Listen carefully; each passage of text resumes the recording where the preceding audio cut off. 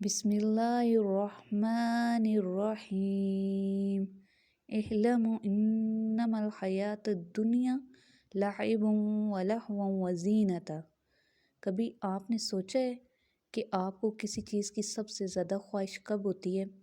تب جب وہ چیز آپ کی دسترس میں نہیں ہوتی، تب جب آپ اس چیز کو حاصل کرنے کی کوشش کرتے ہیں اور آپ اس کے لیے دعائیں مانگتے ہیں اور نہ جانے کیا کیا کرتے ہیں، اور جب وہ چیز حاصل ہو جاتی ہے نا تو آپ بہت ہی زیادہ خوش ہوتے ہیں، لیکن پھر وہ خواہش پوری ہو جانے کے بعد اس کی وہ جو خوشی ہے وہ پھر ماند پڑ جاتی ہے اور اس کی جگہ کوئی اور خواہش جنم لے لیتی ہے، اور وہ چیز جس کے لیے ہم اتنا تڑپ رہے تھے آج جب وہ حاصل ہوگی تو وہ کہیں گری پڑی ہے۔